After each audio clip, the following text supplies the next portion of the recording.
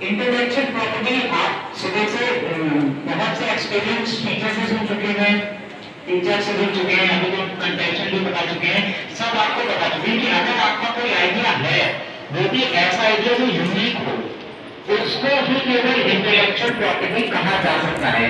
वैसा किसी और के दिमाग में ना कभी आए ना आया हो, that is intellectual property. Property mean आपकी जो अब बच्चियां जो जायदाद है, ठीक है, उसको किसी का हक नहीं होना। Next slide. ठीक, आईपीआर। अब आईपीआर क्या था? उस प्रॉपर्टी को जो आपने जो भी बनाया है माइंड से, तो उसका क्या होता था कि उसको कोई और भी कॉपी कर सकता है, क्योंकि आप किसी न किसी को तो आइडिया दोनों में ट्रांसफर करेंगे कि मैंने ये बनाया या मैं ये इन्वेंट करना चाहता हूँ, मैं कोई इन्वेंट करना चाहता हूँ, या ये मेरा इनोवेशन है, तो आपको क्रेडिट ना मिलके उस इंसान को क्रेडिट मिल जाएगा। तो इस चीज को बचने के लिए आईपीआर जो हमारा है वो शुरू कराया गया। आईपीआर शुरू किसने करा? आईपीआर कब शुरू हुआ? ये तो 1957 में शुरुआत में बताई गया, शायद शुभमी नाम उसका।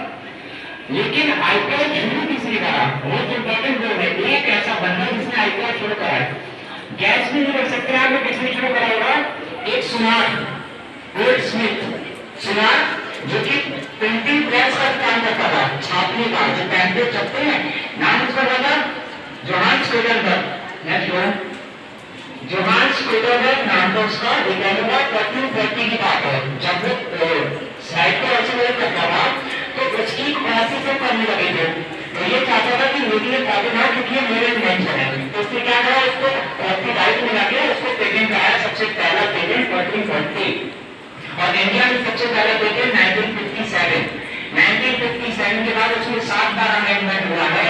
ये जो हमारा चल रहा है वो मई 2016 2016 मई का 6-7 पूरे होने जा रहे हैं, इसी महीने पूरे हो जाएंगे, ये चल रहा है। Next slide. Types of IPR. आपको पता है कॉपीराइट डॉक्यूमेंट्स का सिंबल जो बनाते हैं उसका वो पेटेंट का भी सिंबल बनाया, trademark, licensing, trade secrets, confidential information. इसमें जो मेन फोकस रहेगा वो 3 चीजों पर रहेगा, कॉपीराइट, पेटेंट और ट्रेडमार्क। बाकी लाइसेंस आपको पता है, 18 साल के आप हो जाते हैं, ड्राइविंग का आपको लाइसेंस मिलता है, दैट मींस आपको उस चीज की अथॉरिटी मिल जाती है कि हाँ आप इस लायक हैं कि इस काम को आप कर सकते हैं। दैट इज लाइसेंसिंग, लाइसेंस आपको मिल जाता है। ट्रेड सीक्रेट्स, पहले आपको लाइसेंस दिखाएं, सही, ड्राइविंग लाइसेंस सभी ने देखा है, होगा, सभी के पास होगा।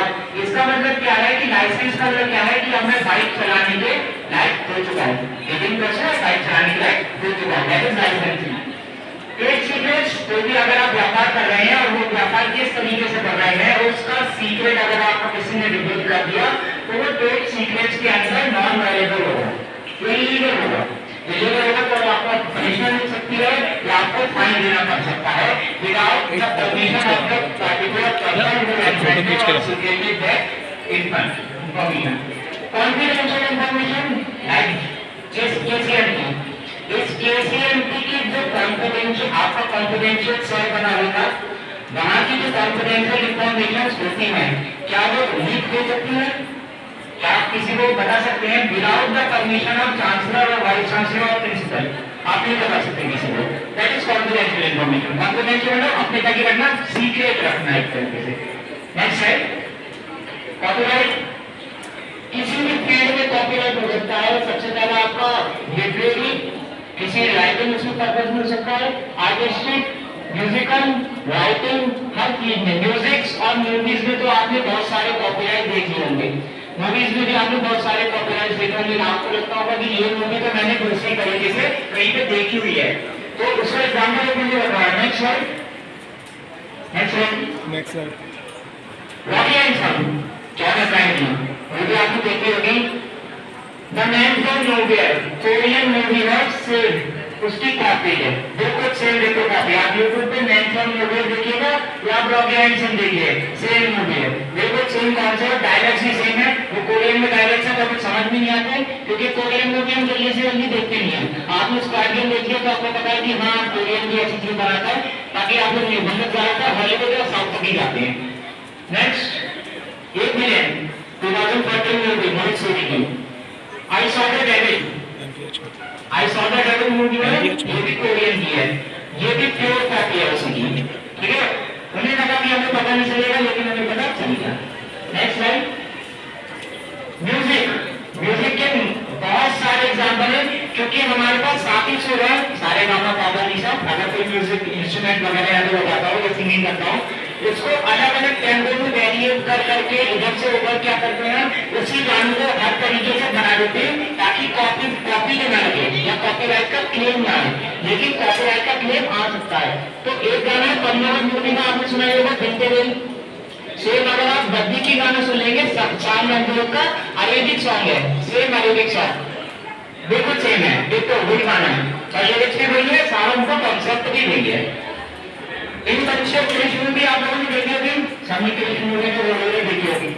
कृष्ण मूवी का जो गाना है, इन बच्चों को देखकर अगर आप क्राफ्टवर्ड्स ट्रांस यूरोप एक्सपर्ट्स का सॉन्ग सुन लेंगे, या मैं आपको सर तो मैं आपको सुना के दिखा दूंगा, तुमने सुना दो, सुना ठीक।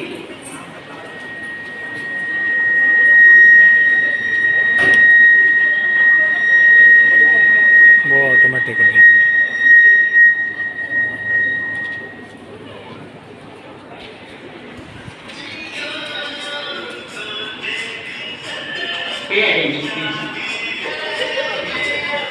चलिए, ये गाना तो आपने सुना ही होगा, अब आप ये सुनिए।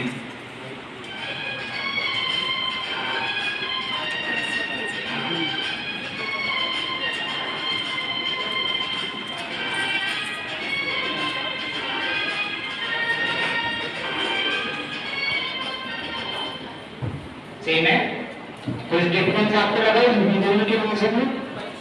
क्या नहीं लगा होगा, क्योंकि उसको बेस देके बनाया गया है। नेक्स्ट है कॉपीराइट पेंटिंग।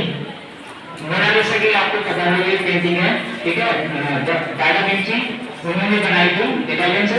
आप इस पेंटिंग को बना तो सकते हैं, पोर्ट्रेट तो कर सकते हैं, लेकिन आप इस पेंटिंग को बनाने के बाद आप ये नहीं कह सकते कि इस पेंटिंग का इन्वेंशन या इस पेंटिंग की क्रिएटिविटी मैंने कर लिया। आपको लियोनार्डो दा विंची का रेफरेंस देना ही पड़ेगा। क्यों देना पड़ेगा? क्योंकि उनका ही इन्वेंशन उन्हीं ने बना लिया। नेक्स्ट, ये कहाँ का सिंबल है? हमारे कॉलेज का। ऑब्वियस। नेक्स्ट, ये क्या किसका सिंबल है? ऑडी। ऑडी। क्या यहाँ पे ऑडी लिखा? नहीं। क्या टीवी में आपने इसका ऐड देखा? नहीं। टीवी में आपने ऑर्बिटर कभी नहीं देखा होगा, क्योंकि ऑर्बिट वालों को पता है कि जो ऑर्बिट खरीदने के इच्छुक हैं वो आगे टीवी बैठ के भी देख रहे वो मेहनत कर रहे हैं, ठीक है, वो मेहनत कर रहे होंगे, इसलिए ऑर्बिट वाले कभी अपना ऐड ही नहीं करते हैं। Next, Apple. नेक्स्ट, सारे ट्रेडमार्क्स और लोगोस बिना बताए किसी बात को अगर आप केवल इसका लोगो ही दिखा दें, इसका मतलब ये है कि वो उस कंपनी को बिलोंग करता है या उस पर्टिकुलर इंस्टीट्यूट को बिलोंग करता है। That is known as, next slide, that is known as trademark. Okay, next, trade secrets मैंने आपको बताया था। नेक्स्ट, इसे पकड़ लिया। Confidential information to the extent user rights. Patent, most important topic patent.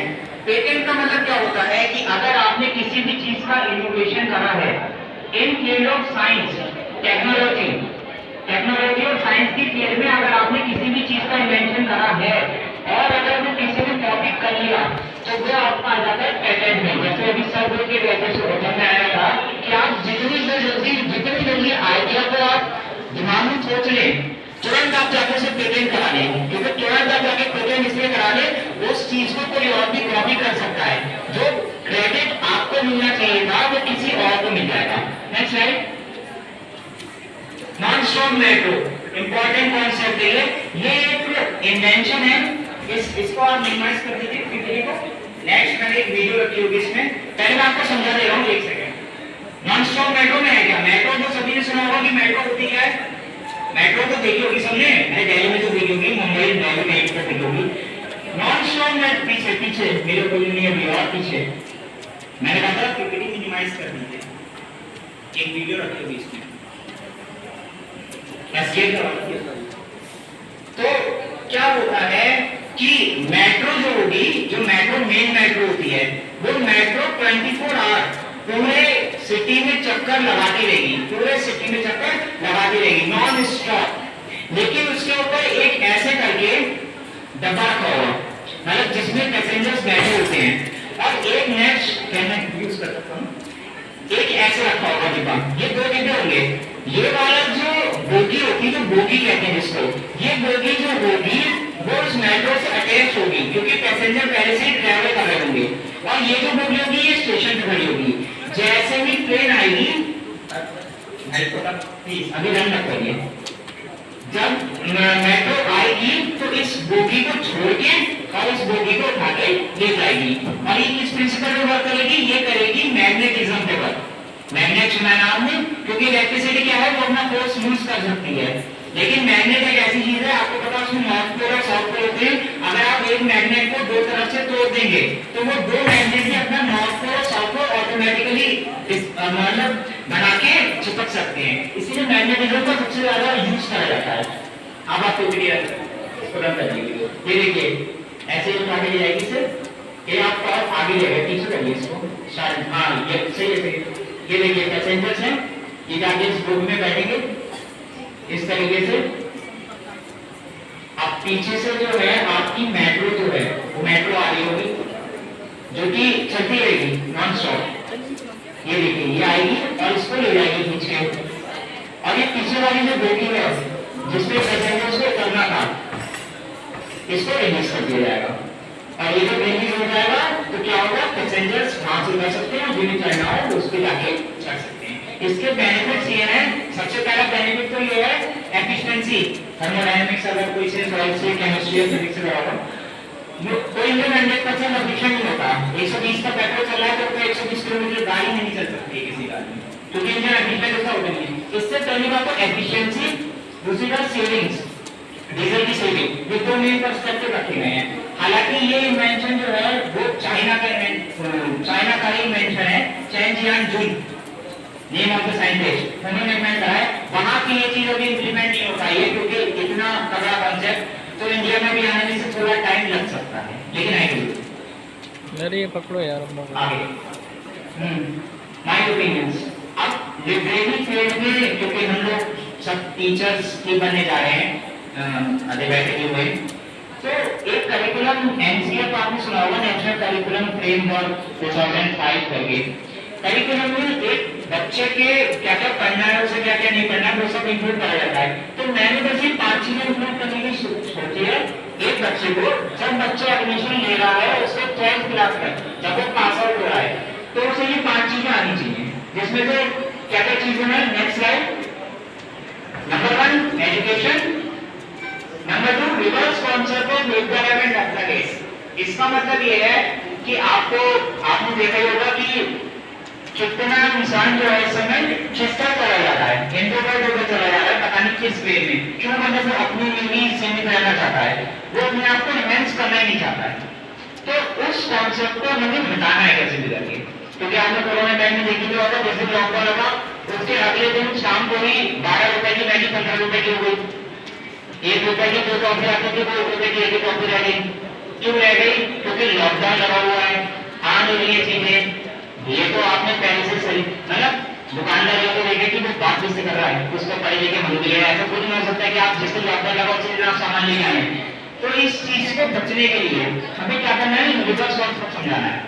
तीसरा स्विमिंग, मोस्ट इम्पोर्टेंट, स्विमिंग हर बच्चे को आनी जरूरी होती है, क्योंकि स्विमिंग, ड्राइविंग और इंजेक्टिंग स्किल्स, ये 3 चीजें ऐसी हैं जो किसी भी मुश्किल घड़ी में आपको कामगार जरूर होगी। अगर आप कोई कसरत भूख रहे हैं तो स्विमिंग आपको आनी चाहिए, या आप किसी को बता सकते हैं। ड्राइविंग, आपको किसी को ले जाना है, आपको 12 बज रहे हैं, कोई ड्राइवर नहीं है, कार अच्छी चलाना नहीं आती है, तो आप उसे ले जा नहीं सकते।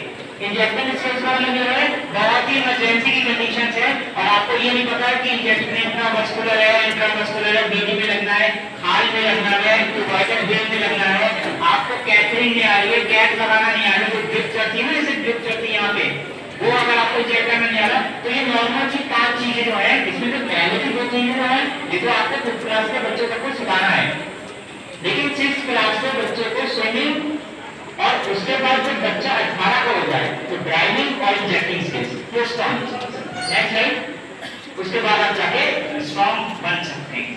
नेक्स्ट, लाइफ टाइम माइक्रोचिप का सेफ्टी पर्पस, ये आपने माइक्रोचिप सुना तो जरूर होगा, लेकिन इसको लगाने के बाद जब काम पूरा हो जाता है तो इसको निकाल लिया जाता है।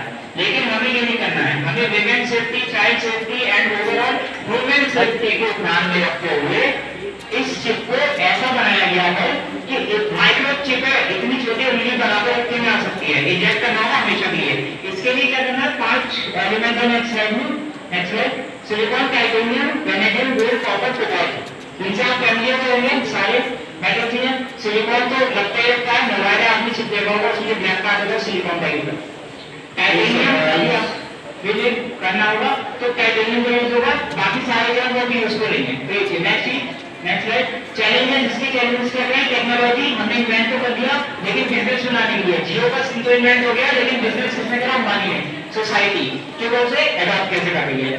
टोटल वर्किंग पॉपुलेशन इंडिया की कितनी है, अगर एक चिप 100 रुपए की आती है तो कितने रुपए खर्च होंगे, अगर एक चिप 500 की खरीदते हैं 1000 खरीदते हैं, इसलिए ये इंप्लीमेंट नहीं हो सकता, ये बस एक इनोवेशन ही है जो होते रह रहा है। नेक्स्ट आईपीआर पॉलिसी, लॉज जो है ये आप पढ़ेंगे होगा, ये एब्स्ट्रैक्ट में भी सब हो गई। नेक्स्ट स्लाइड, कोई क्वेरी आपकी, कोई क्वेश्चन आपको पूछना हो किसी को, कोई idea? Next, so thank you. KCMP MDP आ गए, KCMP Javed sir, because Javed sir अगर जो भी बार नहीं आते तो आज मैं यहाँ नहीं आ पाता, उन्हीं ने बहुत कम